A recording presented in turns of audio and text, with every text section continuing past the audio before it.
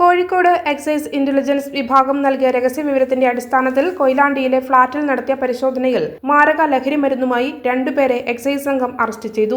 Assistant excise inspector grade P K. Sabir അലിക്ക് ലഭിച്ച രഹസ്യവിവരത്തെ തുടർന്ന് Balussery range excise inspector S. ധ്രുപത്തിന്റെ നേതൃത്വത്തിൽ സംഘം നടത്തിയ പരിശോധനയിലാണ് ഇവർ പിടിയിലായത്. കൊയിലാണ്ടിയിലെ അത്തോളിയിൽ മൊടക്കല്ലൂർ ബ്ലൂ മെറിഡിയൻ അപ്പാർട്ട്മെന്റിൽ 2ാം നിലയിലെ 504 നമ്പർ മുറിയിൽ നിന്നാണ് 11.83 ഗ്രാം MDMA, 5.44 ഗ്രാം കഞ്ചാവ് എന്നിവ പിടിച്ചെടുത്തത്. സംഭവത്തിൽ കൊയിലാണ്ടി മേഞ്ഞണ്യം മരുതേരി കാരാപ്പൊയിൽ മൂസയുടെ മകൻ ഫിറോസ്, പയ്യന്നൂരിലെ പെരിങ്ങോടം ഉമ്മറപ്പറയിൽ ശിവദാസിന്റെ മകൾ ശീതൽ ശിവദാസ് എന്നിവരെയാണ് എക്സൈസ് സംഘം അറസ്റ്റ് ചെയ്തത്.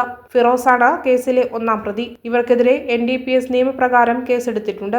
പരിശോധനാ സംഘത്തിൽ assistant excise inspector grade M. Sunil, preventive officer grade Prakashan, civil excise ഓഫീസർമാരായ EM ഷാജി, K. ലിനീഷ്, വനിതാ civil excise officer Sathi, driver CEO Sreejith എന്നിവർ ഉണ്ടായിരുന്നു. കോടതിയിൽ ഹാജരാക്കിയ പ്രതികളെ റിമാൻഡ് ചെയ്തു. ഇവരെക്കുറിച്ച് കൂടുതൽ അന്വേഷണം നടത്തിവരികയാണ്.